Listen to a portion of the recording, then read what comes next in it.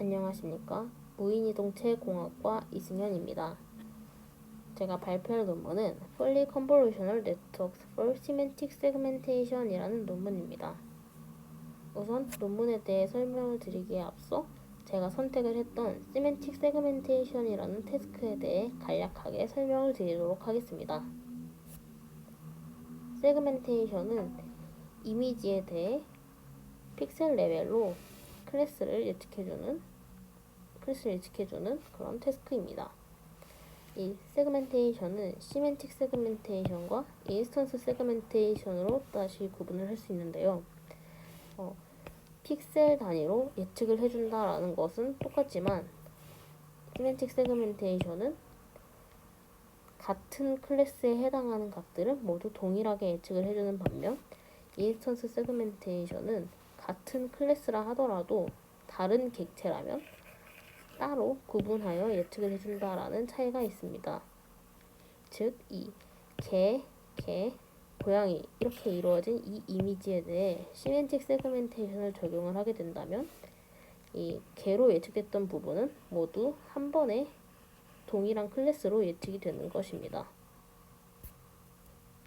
이제 Fully Convolutional Networks for Semantic Segmentation 논문에 대해 설명을 드리도록 하겠습니다. 이 논문은 2015년에 발표된 논문입니다. 컨트리뷰션을 정리해보면 다음과 같습니다. 우선 Fully Convolutional Network로 변경을 해줌으로써 인풋 이미지의 크기가 제한이 없어졌다라는 것입니다. 그리고 이 스킵 아키텍처라는 새로운 설계를 디자인했다라는 것입니다. 세 번째로는 엔드-투-엔드로 학습이 되고 픽셀 투 픽셀로 학습이 된다라는 것입니다. 그리고 이 기존의 시멘틱 세그멘테이션 반복론들과 비교를 했을 때 소타를 달성했다라는 것이 컨트리뷰션입니다. 이제 Fully Convolutional Network에 대해 조금 더 자세하게 설명을 드리도록 하겠습니다. 이 FCN은 클래시파이어를 가져와서 덴스 프리딕션에 적용한 방법론입니다. 우선 기존의 이 Fully Connected Layer 부분은 이렇게 이 256 채널인 이 레이어로부터 다시 Fully Connected로 넘어갈 때 크기가 정해져 있습니다. 따라서 인풋 사이즈가 하나로 계속 동일하게 맞춰줘야 된다라는 특징이 있습니다. 그리고 이런 식으로 벡터 형태로 예측 레이어 부분이 벡터 형태가 되기 때문에 공간적인 정보를 잘 활용할 수 없다라는 그런 문제점이 있습니다. 그러나 Fully Convolutional Network로 바꿔줌으로써 이 인풋 사이즈가 어떤 크기가 들어와도 괜찮아졌는데요. 보시면은 이게 아무리 줄어들어도 모두 다 컨볼루셔널 레이어일 경우 이 예측 단계에도 일정한 크기의 WH 값이 되므로 인풋 사이즈가 제한이 없어지게 된 것입니다. 또한 이 클래시피케이션 맵을 예측하기 때문에 이 공간 정보가 사라졌던 Fully Connected 레이어에 비해 공간적인 정보를 활용할 수 있다라는 장점이 있습니다. 그리고 이게 픽셀 와이즈 프리딕션이기 때문에 백워드와 포워드가 그대로 일어날 수 있다라는 것입니다. 그리고 이제 이 FC Fully Connected 레이어를 Fully Convolutional 레이어로 바꾸는 과정에 대해 설명을 드리도록 하겠습니다. 우선 마지막에 클래시파이어 레이어를 제거를 해줍니다. 그 다음에 이 Fully Connected 레이어였던 부분을 모두 컨볼루션 레이어로 바꿔줍니다. 이렇게 바꿔줍니다. 그 다음에 이제 여기까지가 사실 컨볼루셔널라이제이션은 여기까지이고, 이 부분은 풀리 컨볼루셔널 네트워크 전체에 대한 설명인데, 이렇게 만들어진 콜선 아웃풋에 대하여 원바이원 컨볼루션을 수행을 해줍니다. 이때 이 원바이원 컨볼루션의 채널 수는 클래스의 수가 되도록 해줍니다. 즉, 이 프리딕션을 해주는 것인데, 하나의 클래스마다 하나의 맵이 만들어지도록 해주는 것입니다. 그리고 이 디컨볼루셔널 레이어를 통해서 콜선 아웃풋을 픽셀 댄스 아웃풋으로 업샘플링 해주게 됩니다. 이때 이 디컨볼루셔널 레이어는 학습이 될 수 있으며 초기에는 바이리니어 인터폴레이션으로 구해준다라고 합니다. 이 논문에서는 알렉스넷, VGG16 그리고 구글넷에 대하여 FCN으로 모델을 변경해 주었습니다. 그 다음은 스킵 커넥션에 대해 말씀을 드리도록 하겠습니다.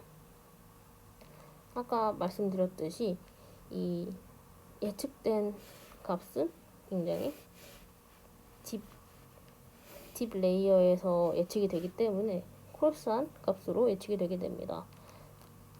이 딥 레이어는 콜스하고 시멘틱한 정보를 가지고 있는데, 이렇게 콜스한 값을 예측하기 때문에 좀 디테일한 예측이 하기 어렵다라는 단점이 있습니다. 이를 해결하기 위해서 좀 더 얕은 앞에 있는 레이어를 함께 이용하여 예측을 수행을 해주게 됩니다. 이 쉘로 레이어는 좀 더 정교하고 외관 정보를 가지고 있다라고 합니다. 이 두 개의 디퍼 레이어와 쉘로 레이어를 합침으로써 글로벌 구조를 고려하면서 로컬한 프리딕션을 할 수 있다라고 합니다. 다음은 조금 더 자세하게 각각 부분에 대해서 스킵 아키텍처를 수행하는 것에 대해 말씀을 드리도록 하겠습니다. 우선 이 원본 이미지로부터 계속 좀 더 레이어가 깊어지면서 이 스트라이드, 여기는 4스트라이드, 즉 4분의 1 크게 되는 거죠. 이런 식으로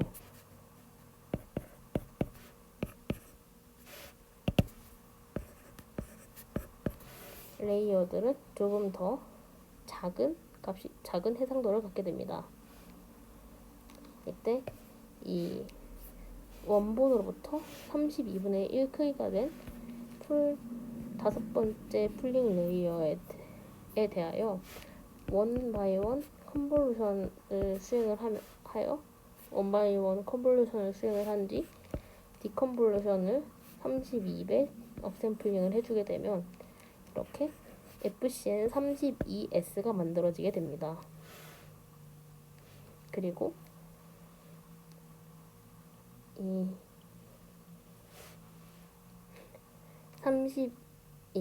다섯 번째 풀링 레이어로부터 2배 업 샘플링 해주고, 그 다음에 다시 프리딕션을 해서 얻게 된 이 16분의 1 크기의 예측 결과와 16분의 1 크기를 가지고 있던 네 번째 풀링 레이어에 대한 원바이원 컨볼루션 예측 결과를 합친 다음에 다시 16배 업샘플링을 해주게 되면 이렇게 FCN 10US가 만들어지게 됩니다. 그리고 이 다섯 번째 풀링 레이어와 네 번째 풀링 레이어를 합친 값을 다시 2배 업샘플링을 해주고 프리딕션을 한 값과 이 세 번째 풀링 레이어로부터 얻은 프리딕션 값을 합쳐줌으로써 합쳐주고 그 다음에 다시 8배 업샘플링을 해주게 되면 FCM8S가 만들어지게 됩니다. 이런 식으로 스킵 아키텍처가 구성이 되어 있으며 이렇게 FCM 32로부터 8로 갈수록 조금 더 이렇게 콜스한 대략적인 값이었던 예측 결과가 조금 더 정교해지는 것을 확인하실 수 있습니다. 그리고 좀 더 각졌던 부분들이 더 스무스해진다라고 합니다. 이때 그리고 보시면 갈수록 성능이 더 좋아지는 것을 확인하실 수 있습니다. 하지만 이 성능 향상 정도가 갈수록 작아졌기 때문에 이 다음으로 4S를 수행하지는 않았다라고 합니다. 그렇다면 이 스킵 커넥션이 아닌 다른 방법으로 좀 더 정교한 예측을 할 수 있지 않느냐라는 의문이 다른 방법으로 정교한 예측을 할 수 있지 않느냐라는 의문이 생길 수 있는데요. 우선 풀링 레이어의 스트라이드 값을 줄임으로써, 즉 풀링 되는 정도가 줄어들게 함으로써 좀 더 정교한 예측을 할 수 있지 않느냐라고 할 수 있는데, 이렇게 할 경우 기존의 네트워크와 동일한 리플렉티브 필드를 갖도록 하기 위해서는 다섯 번째 풀링 레이어에서 14 x 14라는 커널 사이즈를 가져야 한다고 합니다. 하지만 이렇게 될 경우 이 커널 사이즈가 너무 크기 때문에 연산량도 많이 들고 큰 필터에 대한 학습이 어렵다라고 합니다. 그리고 시프트 앤 스티칭이라는 방법이 있는데요. 우선 시프트 앤 스티칭이라는 방법을 간단하게 설명을 드리면,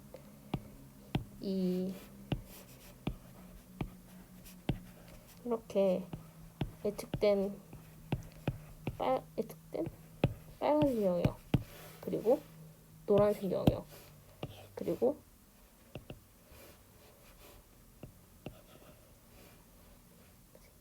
초록색 영역,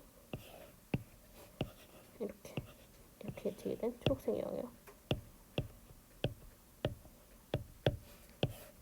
그리고 파란색 영역이 이렇게 만들어졌다라고 했을 때 이 값들을 번갈아 가면서 스티칭을 해주는 것이 시프트 앤 스티칭 방법이라고 합니다. 빨간색, 초록색, 빨간색, 초록색, 빨간색 이렇게 만들어지게 됩니다. 이렇게 만들어진 방법론인데, 이렇게 할 경우 스킵 아키텍처에 비해 성능이 훨씬 나쁘다라고 합니다. 따라서 스킵 아키텍처를 통해 정교한 예측이 가능하다라고 합니다.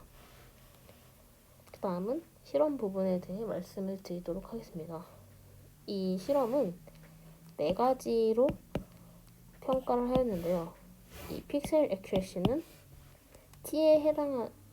i에 해당하는 픽셀분의 i를 정말로 i로 예측한 영역이고, 민 액큐레시는 각각의 클래스들의 평균 값입니다. 그리고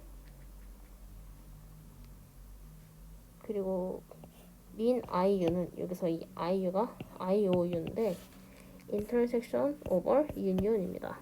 즉 합집합분의 교집합인데, 보시면은 클래스별로 구한 것이 민 IOU입니다. 이때 이 부분도 보시면은 이게 정말 i인 영역, 그리고 여기는 i로 예측된 영역이고, j로 예측된 영역이고, 정말 i인데 i로 예측된 영역을 빼준 값분의 i인데 i로 예측된 영역입니다. 이렇게 민 IU를 구할 수 있고, 네 번째로 이 frequency weighted IU는 민 IOU와 비슷한데, 클래스별로 픽셀 수가 다른 경우에 많은 픽셀을 가진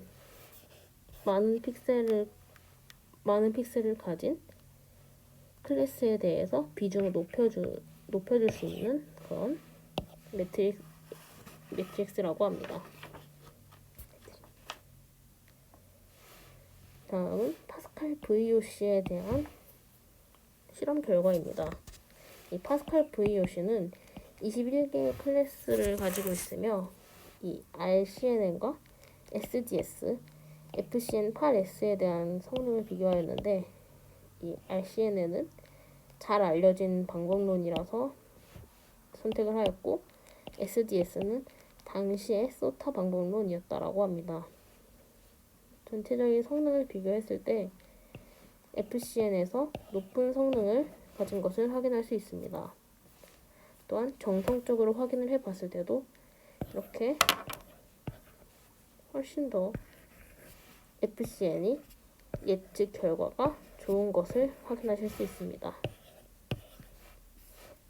이 부분 보시면은 뒷부분이 잘려 있고 아마 이 부분이 GT는 아닌데 사람으로 예측을 한 것으로 보입니다. 이상으로 발표를 마치도록 하겠습니다. 감사합니다.